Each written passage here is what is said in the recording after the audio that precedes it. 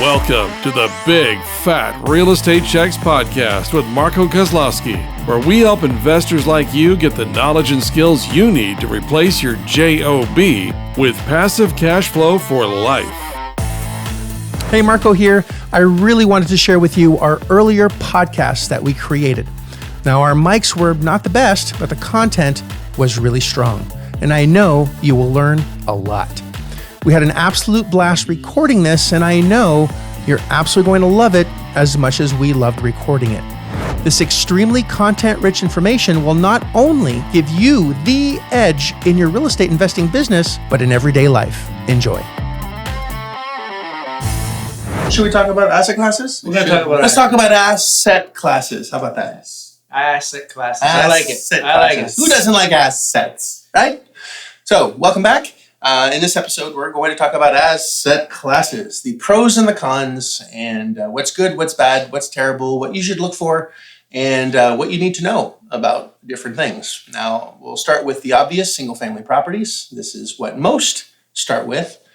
Go straight into single families, investing in single families, and why it's good and maybe why it's bad. So let's get into those things. Now, I first started teaching only single families because that's all I did mostly. And it's actually fairly easy to get into, right? Anyone can get into them. Yeah. It's easy to find. They're everywhere. There are a lot of people that have property that they want to sell, and it's very easy to get into. You don't need a whole lot of extra knowledge that commercial or multifamily or other asset classes might be daunting for some. It might be scary to go into those bigger properties. These properties that make $1 million a year. Sounds pretty scary with all these bells and whistles and moving parts. So let's start with the basics.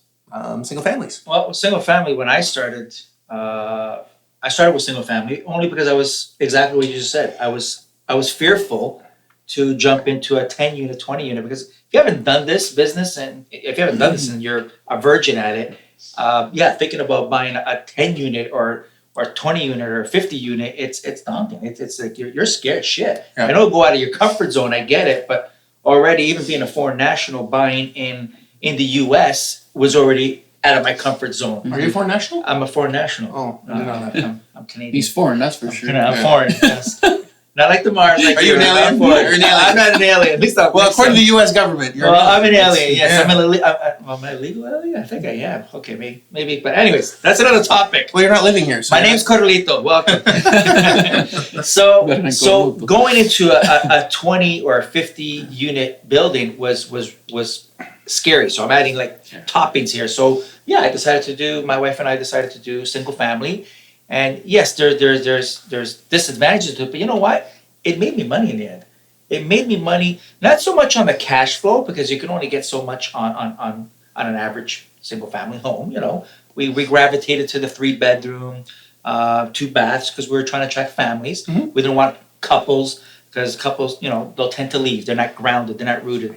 If families go in there and rent and they have kids, they'll typically stay a little bit longer and not displace them. So we did make money mostly on the equity, Marco. Mm-hmm. Yep. So we made it on the equity. Yes, the cash flow was okay, but it's nothing to. You're not going to retire on one single family. Mm-hmm. But on the equity that we do have there, you can loan against it like anything else. You can get a line of credit like anything else. So for me, it worked out well. It was a good stepping stone to do the single family, and I still have some. We're liquidating as we go, only because now, yes, it's quicker and easier to get into a multifamily, and because I'm looking more for the residual. And it's quicker and easier now because you know what you're looking for. But for someone that's maybe just stumbling across real estate for the first time and they're like, I want to get into it, they know what a single family is because they see them every day, right? Or they see what an apartment building is or a hotel or whatever that is.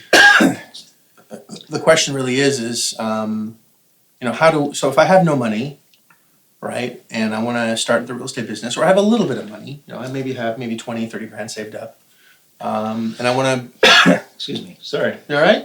Yeah, the coffee. It's I'm all choked up. Oh, where? You need a hug or something? No. Not from me. Okay. Yes. Only ass out hugs for Frank. Yeah. So if you're stumbling across a real estate business, you want to, maybe have a little bit of residual income, or you want some equity, or save up for some retirement stuff. It makes sense. You buy a single family, maybe a duplex, and you rent it out, and eventually, if you get a mortgage, it pays itself off over 25 years, and this got this paid off property, and property does generally go up in value, so it kind of makes sense. It does, and as long as you buy it right, as long as you're buying it at a discount. So I did single family for years, and if I get a single family, I'll still, if it's a good deal, I'll still buy it. Just understand that if you're getting into the single family business, the biggest challenge is one tenant with one mortgage. That's the biggest pitfall. In that if you have a tenant that's not paying, and it's going to happen, like you're going to get a tenant that doesn't pay, and make sure that you're buying a single family in an area where it's easy to get rid of someone. Because where we're from, in Canada, specifically Quebec, I don't know what it's like in Ontario, but in Quebec, you have a governing body called La Régie du Logement, which is basically a government agency that you have to use their leases. You can't use a separate lease. That's the lease that you have to use.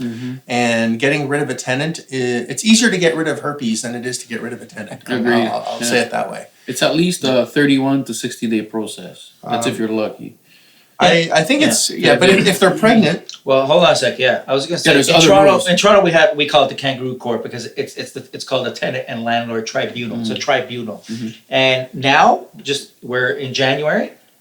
There's no way you can evict someone even if they don't pay. And these people know this shit because it's cold. They know because it's cold. You cannot evict during the winter months, and it's Canada. Like winter months is 6 months. It's half the year. There's 2 seasons in Canada. Right? It's 2 seasons. Yeah, it's winter and July. Yeah, that's it. Yeah. It's winter and July. Kind of feels that way. Yeah. But you're right. If someone's disabled or pregnant on welfare, bankrupt, with bankrupt, they have so much protection, which is it's terrible for a landlord, anyways. But for a tenant, you can get away with. That's right.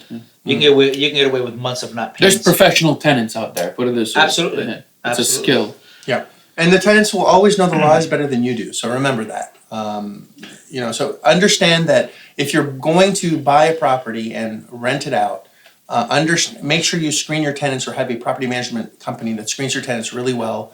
Or you can go through the lease option route, which is what I highly recommended you, Frank, when you first started, where you're actually, now there's a pro and a con to a lease option. So first, there's the buying of the property, where obviously it's going to be understood that you really should buy properties under wholesale, never retail. You shouldn't go to a real estate agent. If you haven't watched or heard any of the content that we have on buying properties below wholesale, because you should be buying where Costco shops.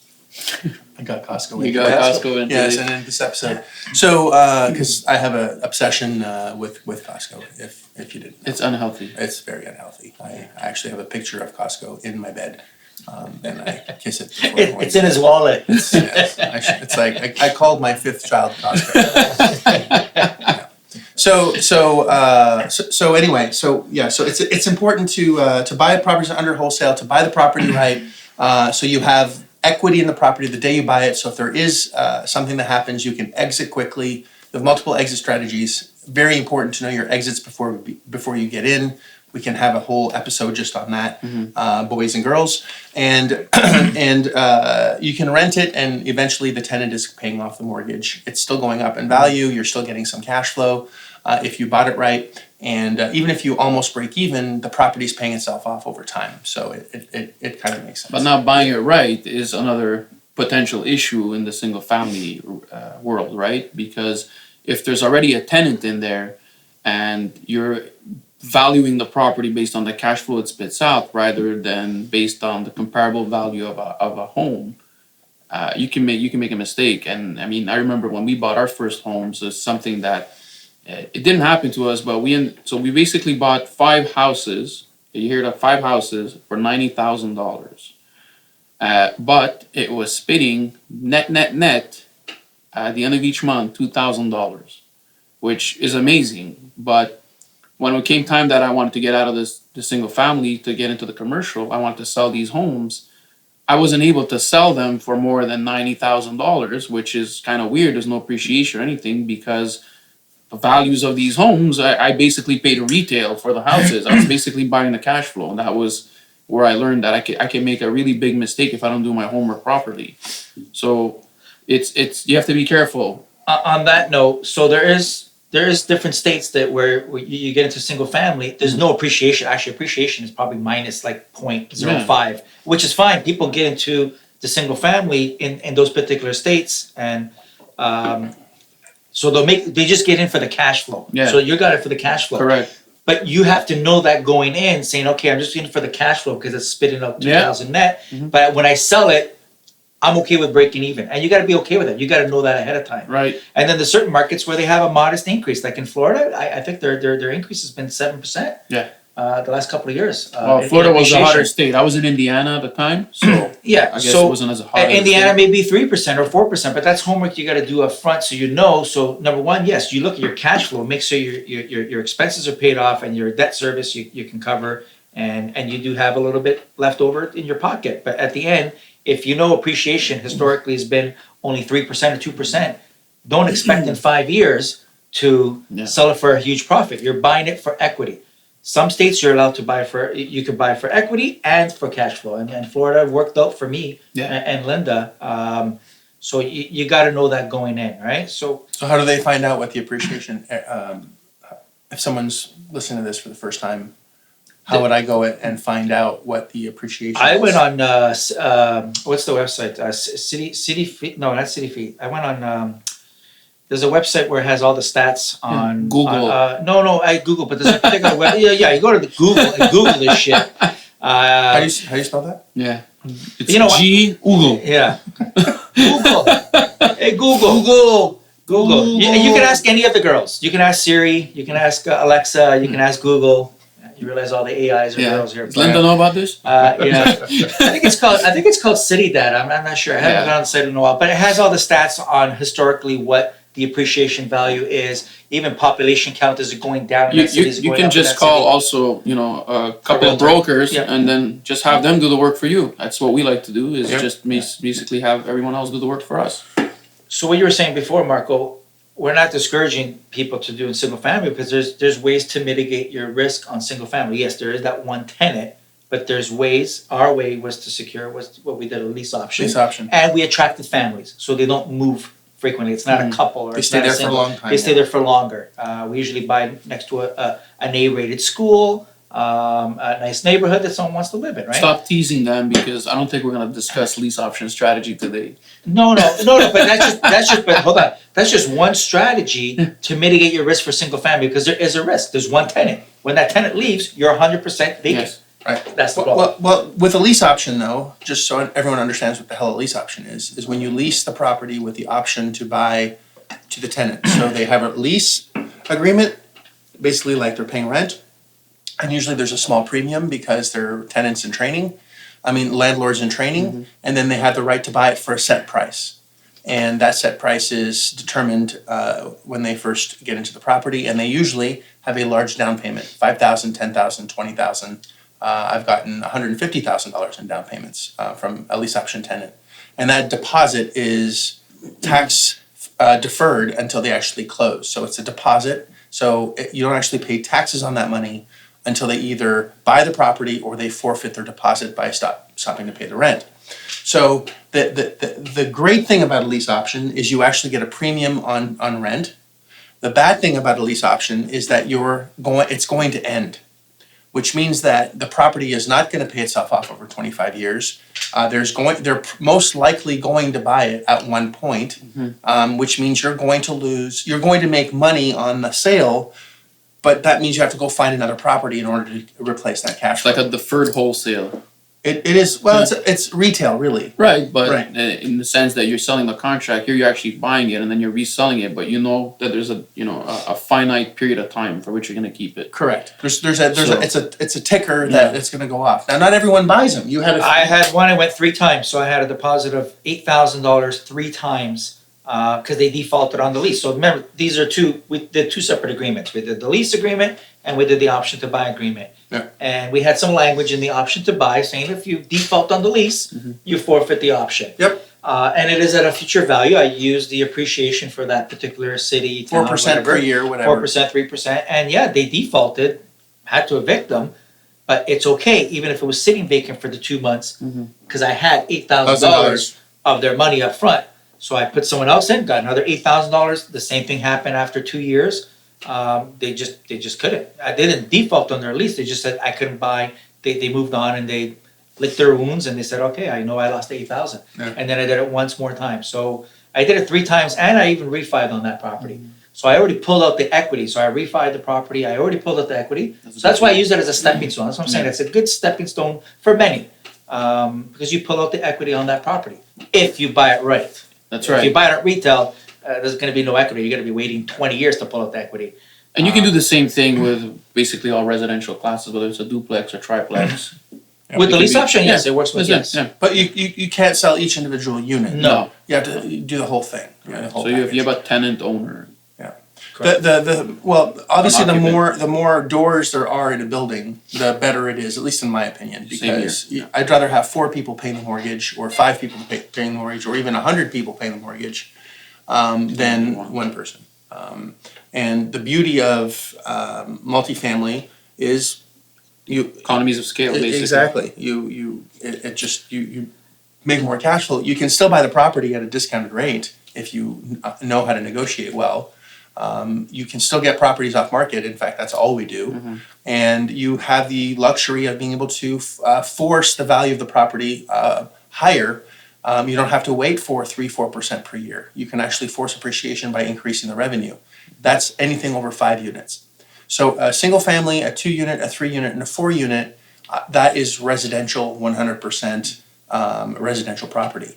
Now, a 4 unit is actually the buy of both residential and I'll say commercial multifamily. Now, when some people hear commercial, they think, office building, they think shopping center, they think strip mall. My definition of commercial is the kind of loan that you can get. So it's multifamily commercial is what specifically I'm talking about, where a 4 unit can be both. It swings both ways. It's like, hi, I'm a commercial. They're playing in both fields, because I can get a commercial loan on a 4 unit, or I can get a residential loan on a 4 unit. So. And who makes that determination?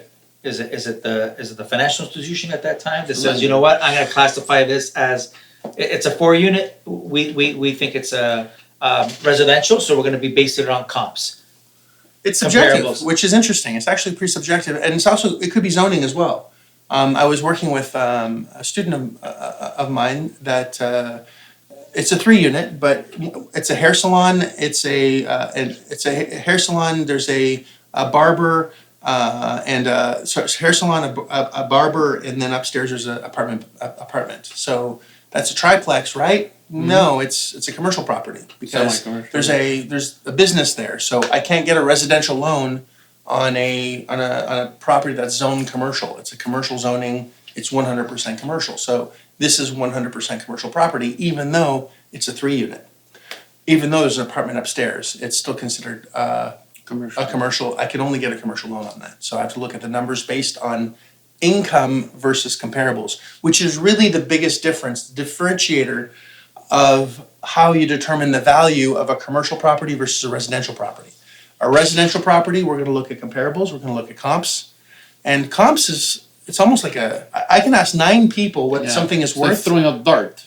Well, it's not throwing a dart, it's subjective. It's what someone's willing to pay for it. That's what a comparable is. So they look, people have different formulas. They look at, you sold your home down the street and I sold mine, and then they look at the square footage or whatever, and then they compare it to his. But his square footage may be comparable to ours, but he may have granite. We may have like a piece of plywood for our kitchen cabinet. Like it's not 100%. It's not. Yeah. And then there's the tax values. Some people use that, which is also price per square foot. Yeah. Well, the tax value is always going to be lower than price per door than the actual price. So I tend not to look at that because I know you do, but not everyone does. Yeah, I don't even know how they calculate that the tax, but You can do a CMA, which is a current, And a BPO, no, a CMA is a comparative market analysis. Yeah. I'm so out of it, I don't even know what a CMA is anymore. I haven't done chartered management accountant. So, you can get a CMA, which is a comparative market analysis, and get 3 different opinions on what the value of the property is. And it's really subjective. But at the end of the day, it's what someone's willing to pay for it that matters. Now, so if I have a property and it's got, it's on the water or it's not on the water, it's by the train tracks, not on train tracks, it's in the right school district, wrong school district. You have all these different, inverse hyperbolical cotangent of the square root of pi.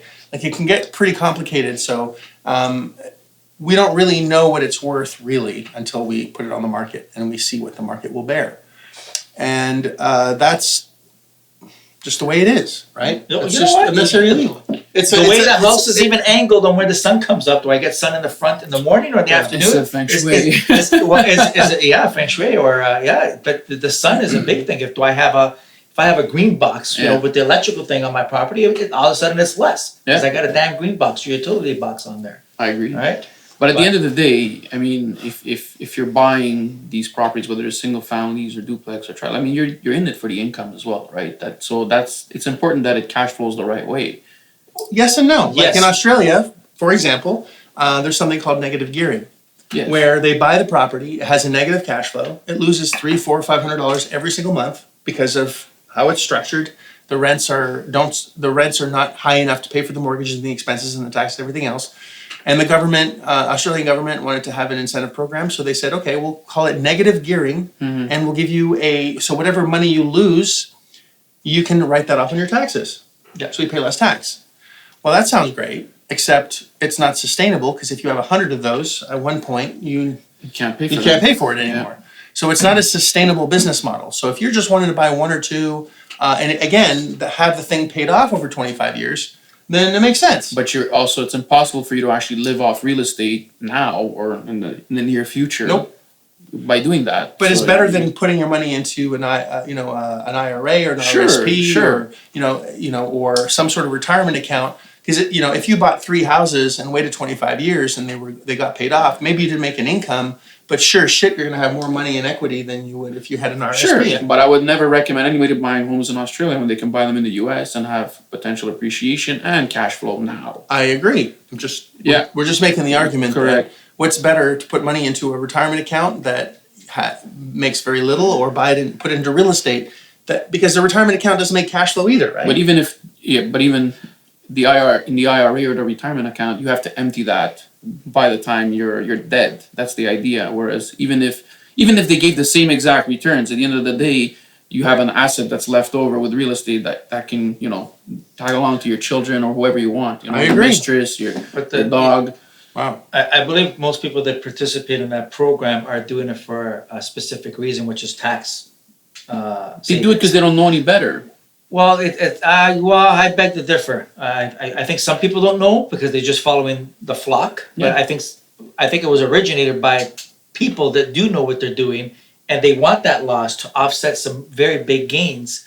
And then once they get rid of the gains, it's a tax strategy. How much is taxes? I don't know how much it is in Australia, but all of it. In Canada, it's 49%. It's all of it. It's 49%. So if I can save 20% of that by showing a loss or a paper loss, it's called a paper loss. There's shit in there that it's not really a physical monetary loss. It's a paper loss because you have certain non-refundable tax credits. So people do that. Where'd that paper go?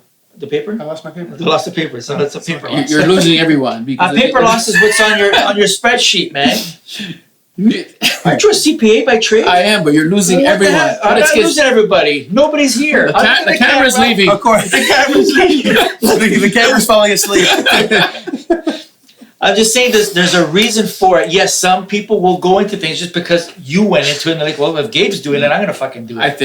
You wanna know what I think? I think that anything that's retirement based and that there's a tax credit for was instilled by the government in order to help people who wouldn't save otherwise, so that they would have something in their retirement, so that the government doesn't have to support that. You know what? We got no problem with this because we're not retired. We established that in the previous episode. We're not retirement. Look up the word retirement in the dictionary. You're not going to retire. Forget about the retirement funds. Next. That was exciting. It was fun. That was exciting. This is the first of many scraps on this show. Yeah. You should see us at Costco. So that's single family. Okay, anything under 4, then okay. So That's not enlighten us on anything under 4.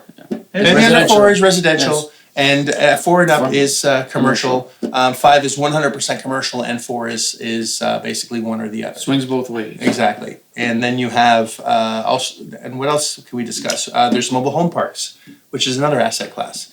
Now there's mobile homes, which is a single mobile home, which is basically a car. It has a VIN number.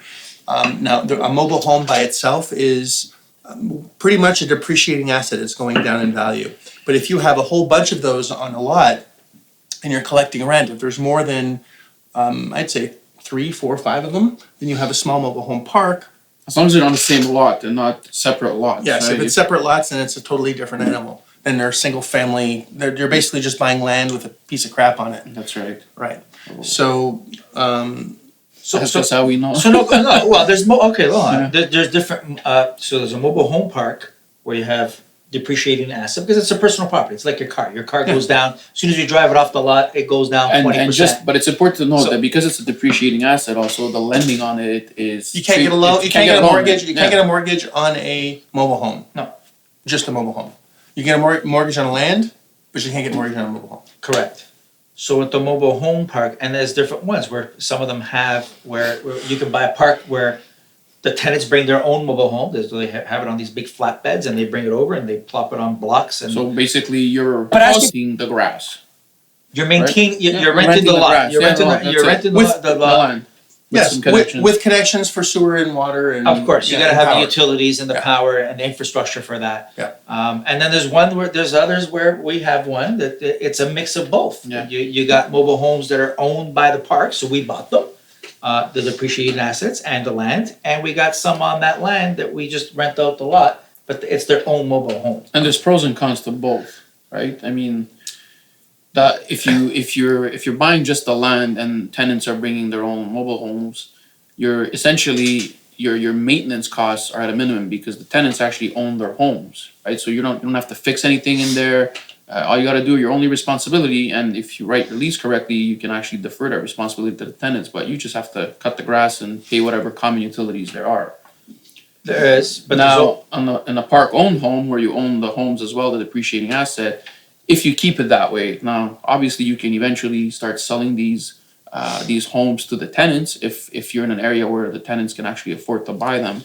But in the case you keep them, then you're technically responsible for all the maintenance, and I mean that can become a problem in certain areas because of the type of tenant class you're gonna get. They're not gonna treat these homes the way you would treat your home if you lived in there. And we've had some horror stories, which is how we learn in this business. maybe we'll have another episode. We can on have some a of the whole shit- episode some of the- horror stories. On We can have a season on horror stories. Well, it's not horror stories. I think it's important to know the good and the bad and the ugly. And there is some ugly. It's just how you handle it. And if we can share some of our experience on another episode, people will learn from that and getting out of your comfort zone, saying, "Okay, well, it's not only happening. It's not only happening to me. It's not only happening to Gabe or Marco. It happens. It just happens. It's that type of asset class attracts a certain type of demographic. Well, there's three types of mobile homes. That's too. right. There's the you got a pretty smile with all them teeth kind of mobile homes, where people are depressed economically, and honestly, for $400 a month, you can live in a fairly large space with grass and a parking space. It's affordable very living. very affordable living. So Correct. it makes sense because as the rich are getting richer, the poor are getting poorer, and $400 a month is extremely affordable. So there's always going to be a huge demand for affordable housing. So I'm a big proponent of that. We own thousands of units across the country. Love mobile homes in general. So there's the really depressed economic mobile homes. There's the actually a nice community of mobile homes where I've seen, and it looks like housing. It looks there's extremely well manicured and it's a higher end. And then there's the 55 plus communities that are retirement home communities where you have shuffleboarding and you have these community centers. and they're people that would never want to live anywhere else. I I actually was looking at a mobile home park that was in Fort Lauderdale. Yeah. It was right on the water. It was like gorgeous. right on the ocean, and it was amazing. Like it was. They wanted way too much for it. It didn't. The numbers didn't pencil for me, but holy shit, it was a beautiful space. There's pools and it jetted right onto the ocean. It was It's got majestic. paved roads, probably got LED Yes. lights, Yeah. and Yes, it's probably got it looks like recreational- it was like A lot utopia. of a lot of Quebecers actually snowbird. We call them snowbirds. Yes. They spend like 6 months a year in Florida, and That's they where go they and wanna go live. live there. Yeah, they rent them. And It's they spend $1,500 a month and they live there. Yeah. And and it's really beautiful. And for have the all most, these amenities. for the most part, they're all lot rents only, where you actually have to own your home to be there, Yes. and you Correct. can't re-rent it out to someone else, and that's how they kind of control their The population. riffraff. Yeah, correct. So there's some and mobile homes, if you buy them right, are extremely profitable. And that's A whole other ballgame. again, it's the key to making money in this specific business is always buy it right. So don't take this podcast and go, or this episode or YouTube video, however you're watching this. Don't assume, well, if I buy a mobile home, I'm going to make a shit ton of money. You have to know what you're doing, and you have to buy it right, and you have to know that is it park-owned homes? Is it tenant-owned homes? Are they leased back to the tenants? Who pays the utilities? What kind of water systems are they? There's so much that you have to know and how things are handled, because you can really take a bath on a mobile home if you don't Yeah. do this right. And And you have to have your own, your park rules, and you have to make sure that they're enforceable. There's a bunch of controls you can Whole put bunch into of place, stuff, but so get educated on that. I help people buy mobile homes all the time. Actually, both of you. Yeah. yeah, We own a mobile home park together, and we own a mobile home park together. Correct. So we have 2 mobile home parks within each. I own one Together, each. yes, together. Yeah. So, but you guys don't own one together, do you? No. No. We Not yet. don't own one Not yet, together, yeah. no. So there's mobile homes, and then there's obviously multifamily, which is Actually, hold on. Can we just do? There's on a mobile home. There's mobile home parks, but there's also RV parks. Okay, let's go So to RV there's- parks. which is similar, Yeah. but not. So an RV park, an RV is the recreational vehicle. So those are the ones It's like that you actually an immobile home drive park. up. It's Yeah. the fifth wheel one where you can actually drive Drive. up and park and hook up your utilities and whatever, and hook them up. Or even the ones where they call them fifth wheels, where basically they're hitched on Like a trailer. on back of a Like a pickup trailer, truck, and yeah. they park in the spot. So the RVs are also very similar in nature to mobile home parks that are tenant owned. Mhm. So they drive there. So you got campers. It depends on if you're in a recreational or in a tourist area. You got people that are traveling. They just park there. It's like the camping world or whatever they call it. And you usually own just a lot there. Right? So you own the lot, you maintain the lot, you There's a maintain the power hookup. infrastructure. There's this hookup. That hookup. Yeah, there's a sewer hookup and everything. They may have. So actually, part of our park, Marco, we have both. It's You have an a RV park. it's a hybrid of a mobile home park plus an RV park in And the front. campground. And the camping ground. So what happens in the front? That's where all the RVs go, and we have some of these RVs. They don't have washrooms in them, so we have a common bathroom facility for women and men with showers, full showers, sinks or whatever, toilets and all that. And we also have laundry facility on like a complex on premises Laundromat. for laundry facilities. So that accommodates a lot of the people that are coming with the RVs because they just don't have those amenities in the RVs unless it's a big ass RV. So these are But- usually people that are just passing by, Yep. stopping for the night, and then keep going. Right? Well, the one that we have, it's next to a big national park. It's when it's hunting season or fishing season. Sure. A lot of people you get that traffic, or yes, overnight traffic. They're traveling from up north and they want to just relax for 2 days to get some rest and then move on and keep driving southwards or even northwards for that matter. But so the mobile home park, RV parks, similar in nature, Yeah. but 2 different asset classes. I agree. Yeah. And the management and how you manage that and is different as well. Yes. And how you evaluate it financially is going to be different as well. Each one of these asset classes has its own set of rules and its own valuations and its own management styles and its own expenses that are unique to that. So make sure that you get educated or find someone that can help you really dissect the numbers as not what a person that's trying to sell you is telling you, but the reality of it. Because what a seller is doing is selling. Remember that. And once you own it, you're stuck with it. And buying having no property is actually a lot better than having properties that are leeches that just suck you dry, and those are terrible experiences. Yeah. So we've got we went single families. We went into a little bit of the a little The up mix, to, residential mix. residential mix. We've have then Mobile homes, RV parks. RV parks. So we can talk about the Multifamily, multifamily. yeah. So those are the 4+ or 5+. 5+, yeah. 5+. And these can go up to 100, 200, 500, 600. Yeah, it's just limitless. As long as there are, basically people living in there, it's considered a multifamily. And that's where I think most of us gravitated. So yes, we started in single families. Mhm. I did. I think you did. You did too, Yeah. obviously, and you did too. So we started as a stepping stone, and then, depending what your end goal is. Again, you don't reach your end goal, but you're trying to get close to it, and then it keeps moving like the horizon, like you mentioned before. But in order to get there quicker, yes, single family may take you a while to generate that residual income that you want and need. Right. Each month. So multifamily is obviously the next logical step. You can buy 1 unit of 10, so it's almost equivalent to 10 Right. single You have the families. same, like if you got to change your roof, you still have 10 people paying for it instead of, let's say, in a single family home, you have only one, right? Well, and like you said, you like more than 4 doors, 5 doors. Spreading the because risk. Well, you do spread the risk Yeah. because what happens if 2-3 people leave? You're at 70% occupancy Mhm. versus 100%. I mean, 70% occupied. Evidently, Versus, math yeah. is not. Math is their not. thing. You're the CPA on that, but What it it's is. okay. You understood what I mean. So when people leave on multifamily, it may not break the bank. You're not probably bleeding money each month because That's you right. have other tenants there during that time. when Picking you up the find- load. Exactly.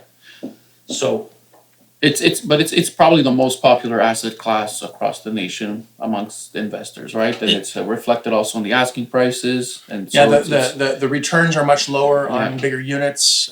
It's much more aggressive marketplace. It's very hard to find 15% returns in 100-unit pluses. Very, very difficult.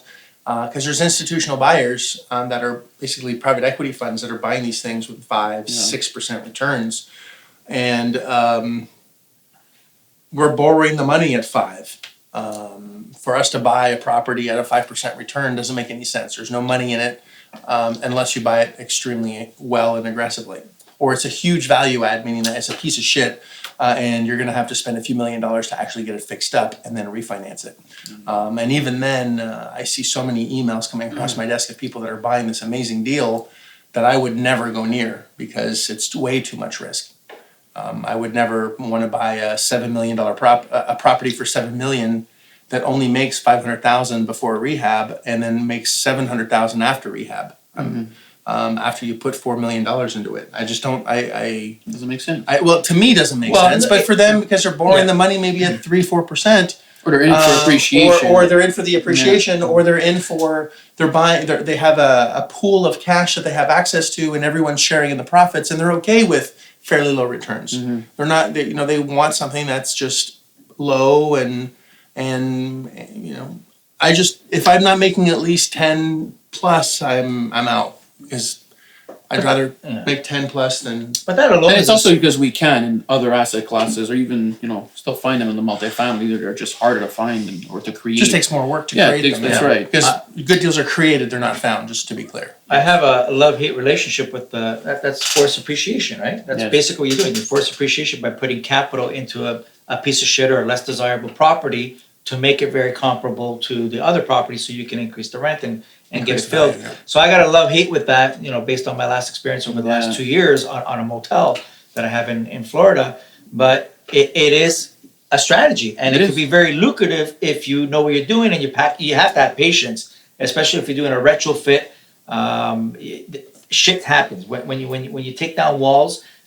People find things, and you got to be prepared for that. So it is a strategy for some that if they do have patience and they do have some money, and like, you know what, Yeah, I'm it's gotta okay be a with cup not of making money for the next 6 months or 8 months or even a 2 year, years. or in my case 2 years. I wasn't okay with that actually, but that just It happens. overflowed. Yeah. It happened, but I wasn't anticipating that. So again, I learned from that. I learned from my mistake. I know what if I were ever to do it again. Would you? I would definitely do it again. Not now. I would do it again. Right now, I'm focused on other asset Sure. classes, but I would definitely do it again because I think as multifamily gets, like you said, there's big institutional, that's hedge funds that are buying these properties.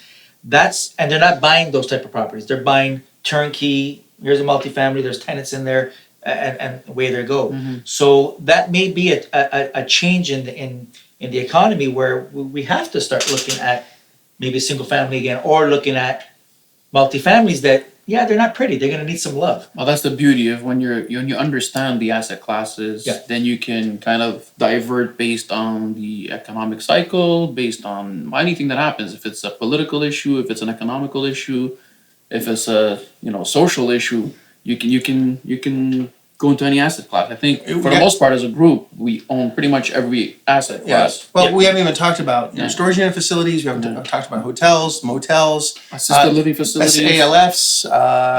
There's so many different kinds of real estate that you can get into that each one has its pro, its con, it's good, it's bad, it's ugly. No business is perfect.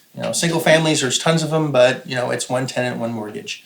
Multifamily, a new set of problems. Mobile home. New set of problems. Hotels, motels. New set of problems. Then you got flag hotels, which are like the flags are like your Marriott's Airbnbs and and the economy lodges and things like that. But you got to look at it also like ALFs and hotels and motels are not just real estate. You have to look at them at their real estate With a business. and it's if you don't do this right, that can hurt, because even if you understand the real estate side, if you don't understand the way the business operates, even if you're not going to be operating it, because we don't operate, but if you don't understand the operations, you can get hurt. Take a bath. It's a big bath. But it's just the living facilities, and I don't have any of those, but they do spit out money, but you need to know the players in there. Yeah. The medical, there's government regulations, and even rooming houses. Right. Rooming houses some of them are single family homes. But you've hit something important here. In any area you play in, whether it's single family, you have to know the rules of either the county, the city, and State. the state, or in the case of assisted living facilities, there's other rules to follow. Same thing with hotels. If it's a flagged hotel, so it's a franchise, then there's the franchise rules you have to respect. You got to understand all the rules before you get into anything, because if you don't know the rules, you picture yourself playing a board game but never reading the rules. Are you able to get around the board? I mean, some even it's impossible. It's the same thing in our world. My 10-year-old does that. Yeah. Doesn't read the rules. And then he tells you what the rules are. Yeah, we're playing payday. He hands me all this kind of cash. I go, I don't think it works this way, but Yeah. whatever. As long as you're winning. In real life, that's not going to fly. No, because you can't fold it and put it away. Yeah, right? So you're absolutely right. Even with the motels, if you decide to do a nightly versus an extended stay, Yeah. two different county rules. We could have Yeah. 100 hours of discussions on these things. So these are this episode is really a brushstroke of what's possible. We're going to have episodes, I think, on every single one of these Yeah, things. I think so. And I think it'd be not only entertaining but very informative for you to tune in and listen in. I think we'll stop there for today. Sure. So single family, multifamily, mobile home park, and RV park, and we haven't even gone into strip malls and commercial and all that stuff. So there's so much to learn. ALFs, Vacant units, also vacant land. properties. Yeah. I got into a marijuana growing facility that was 400 acres. There's so many things that you can get into that are not only real estate but associated with real estate. In fact, you're already in the real estate business. I don't know if you knew that or not, because if you live somewhere, you're in the real estate business. You're either paying rent or you're getting rent. It's one or the other. Which side do you want to be on? Do you want to be on the receiving side or the paying side? I don't pay rent. I receive rent. My tenants pay for my property. Even in your own house. Yeah, Literally, well, that's the genius of it. Yeah. You You're a get tenant and an owner. you're getting other people. In the end, what you're doing is you're getting other people to get up in the morning, fight the traffic, go to work, so they can pay for your lifestyle, for my lifestyle. Yep. And that's the whole purpose. That's the point. That's why you're doing it. And there's so many different asset classes that you can get into to make that happen, and that's the whole point of this session today. So guys, thanks so much for being here. Hope you learned a lot, and we'll see you on the next one. If you like this episode of Big Fat Real Estate Checks, then show some love by leaving a comment and a good rating. Also, as a thank you for tuning in today, we've got a special free gift. The journey to passive cash flow for a life starts by finding deals, and it's easier than you think. Simply go to getdealsbytuesday.com, enter your email address, and we'll send you a free quick start course called Deals by Tuesday. Even if it's 11 p.m. Monday night, this course will show you how to find discounted real estate deals by Tuesday. It's that fast and simple. Go to getdealsbytuesday.com and start your journey toward life-changing cash flow today. Thanks for tuning in, and we'll see you on the next episode.